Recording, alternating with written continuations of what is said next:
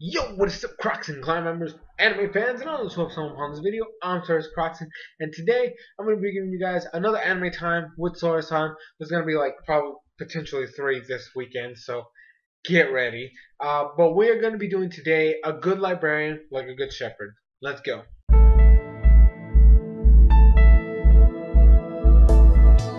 Alright, so the basic premise of a good librarian like a good shepherd is essentially we have the school setting, and then we have our main characters, so we have Shirasaki, who her whole goal is to make the school a better place by making everybody happy. There's this whole myth around the world of the series. There's these people called the shepherds. Now they're not really known, they're not like out in the open, but essentially it's like this small society that lives in an alternate dimension, and they have the books of future. Like everybody, essentially it's a big ass library that has a book dedicated to a person. Now this person has in their book has a tree, which represents their life cycle. You know, when they're born, some events in their life that's split up into different branches, and the different paths that they could take. And the shepherd's job, you know, as shepherds do in real life, they guide sheep. They're guiding people to the best possible future for them. And that's essentially like their whole job. That is their purpose. They are people who do not exist in the realm of humanity, though, because as soon as somebody becomes a shepherd, their book is destroyed. Thus, memories of them in the world do not exist. So basically, if you are a person who really cares about people to the extent where you would sacrifice your own life for the happiness and the benefit of others, well, you become a shepherd. Like, there's this test you have to take. You become a shepherd. Your book is destroyed, and anybody that knew you before will completely forget about you. Like, your existence is basically null and void, and you basically live in the shadows for the rest of your life, making sure that other people live happily. And that's basically the premise. Essentially, is you have Shirasaki trying to make the world or the school a better place, and the other main character, who for the life of me I can't remember his name right now, but I'm going to figure it out by the time I do the character section. Who basically he's like a very introverted person, and he wants to visit the library. That's his goal, and he's gonna help Shirasaki throughout the series.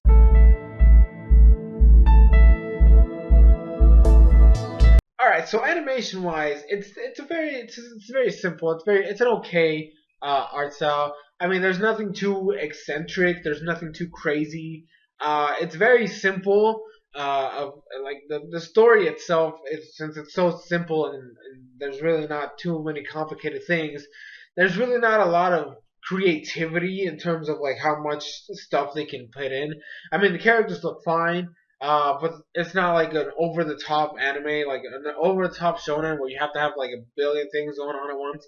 It's very generic. So there's not like, it's just very simple, but it's still nice and very clean, very polished. It looks great. And the music is pretty. I mean, I didn't really notice a lot of it most of the time. So like the soundtrack, it was just, I guess it just flowed in a way to where you didn't really realize it was there. But the opening is great. I did enjoy it. I didn't really care too much about endings, but you know, I never do really care too much about endings anyways. But it's really good. It was really good. It was really good.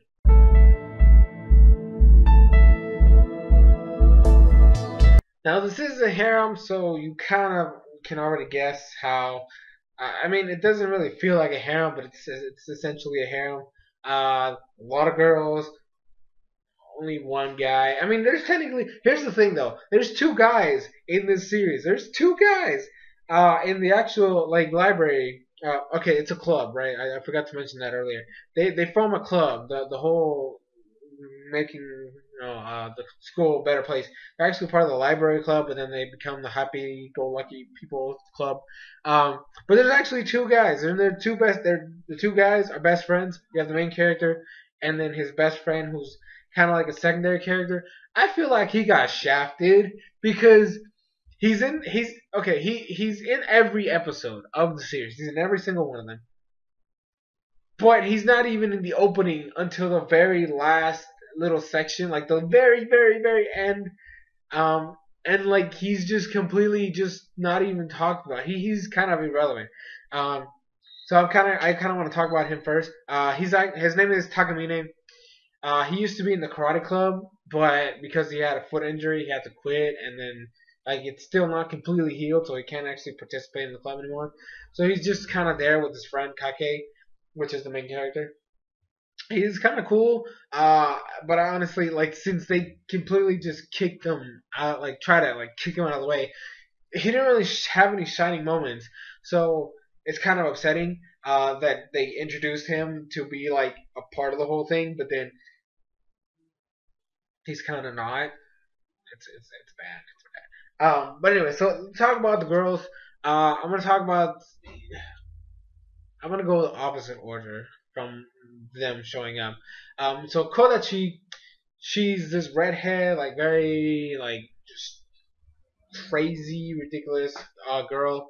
She's a shepherd in training, and she's actually the main character's sister from his dad's one of his dad's marriages. She was the daughter of the woman, and like it only lasted like 6 months or something like that. Um, but she's a shepherd in training, which is kind of why Kake kind of forgot about her. Uh, her book hadn't been destroyed yet, but when you were becoming a shepherd, it's kind of like this thing to try to get people to forget about you. Um, but she's very eccentric, and she really likes to make Kake's life miserable sometimes because she's not really part of the harem aspect of the whole thing. But she likes to tease the other harem girls on multiple occasions because she lives next door to him. And then eventually she kind of like moves into his house or his apartment. Well, his room because it's an apartment complex and it's his room. Um, so she kind of moves in after like the discovery of her being his sister. Uh, and she just makes it horrible because if like one of the other girls shows up, she just makes a singing, which is hilarious. Okay, and then you have Sanri, who is she's like an idol. Well, not really an idol. She basically she's a freshman. Actually, the next two girls I'm gonna talk about are freshmen. But she's very talented. She has an amazing singing voice. She's like well known. She's like people constantly asking for autographs, and like she kind of hates the lifestyle though because she kind of feels like people talk to her because she's a great singer and nothing else. So her whole like her personality works out throughout when this whole because she kind of she joins in last, so she's like the last girl to join the club. But she has this thing with her where she feels like they're asking her to join or to be a part of the whole group because who she is. And it's actually Kake who convinces her that Shirasaki is not that kind of person. She really does care about people, so if she says something to offend her, she wasn't meaning to do that. She's really much of she's kind of an airhead, so sometimes she just spouts stuff and she doesn't like it's that kind of idea. Um, but she slowly like grows into the group and like kind of starts to feel attached to everybody in the group. And she kind of ends up giving up on her singing career. Um, Throughout like I don't remember what episode it was, but she kind of like dropped out of the whole thing. Um, then you have Kana, who's this she.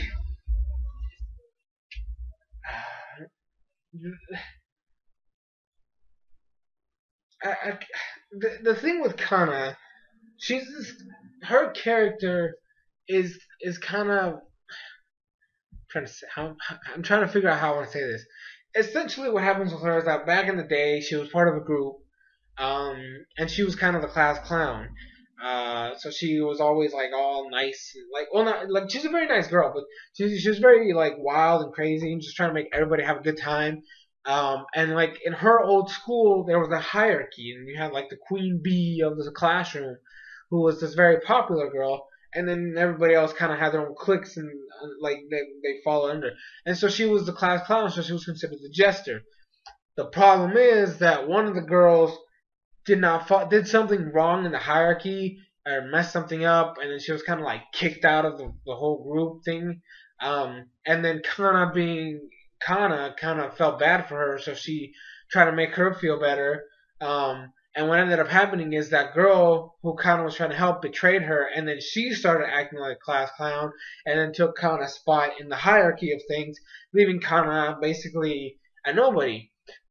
So she's always like trying to have a smile on her face and always trying to make people laugh and stuff like that because she's trying to like hide that, but at the same time, again, like Kake's the way Kake tries to help every one of these girls, by the way.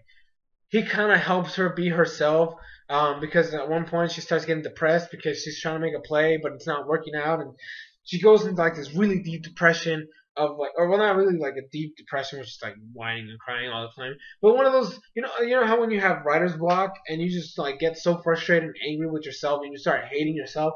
That's kind of how she was, and she basically was giving up on herself, and like her personality was dying off.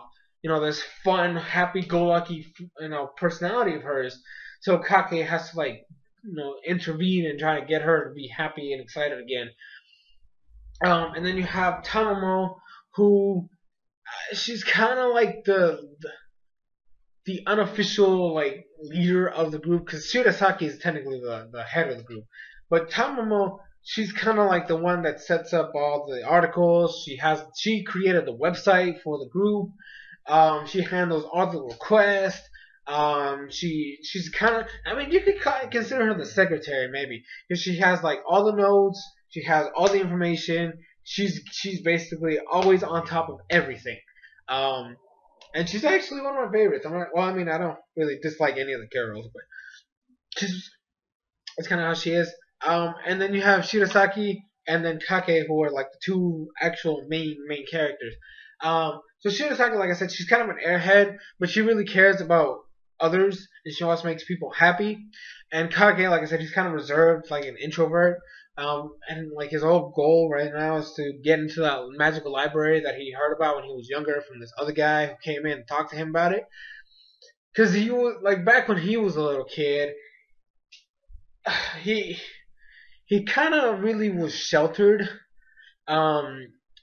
Because of who his father was, there was a lot of controversies with like people around him, and like he kind of like didn't socialize with others.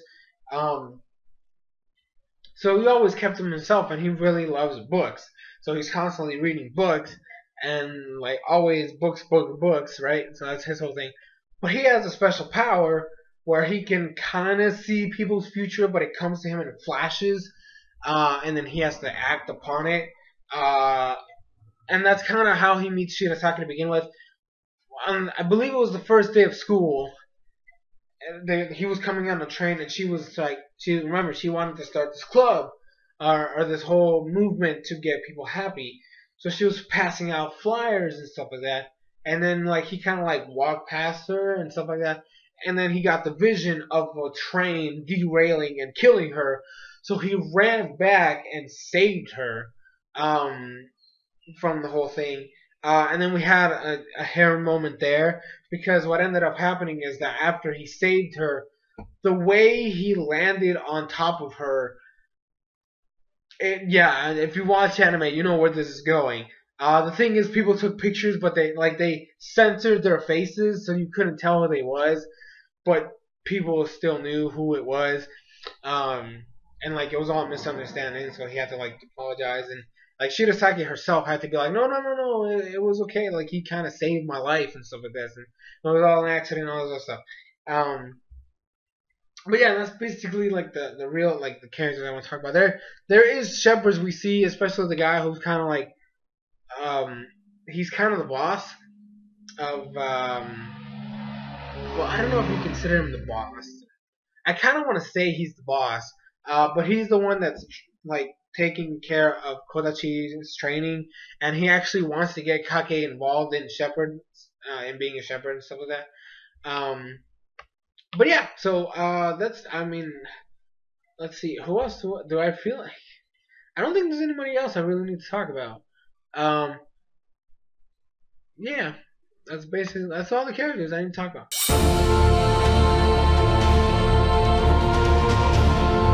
All right, so the final episode of this series was actually really cool. I really enjoyed it very much. Essentially, what was happening is, uh, the library club, or the club itself, um, they wanted to make this festival because there were certain clubs who were being left out of like this big event. Uh, it's actually like done by the school, right? But there's smaller clubs who really were not going to have the space to kind of promote themselves or show themselves off in that big event, because all the bigger clubs essentially took up too much space and too much time to the point where they were never going to have anything to do.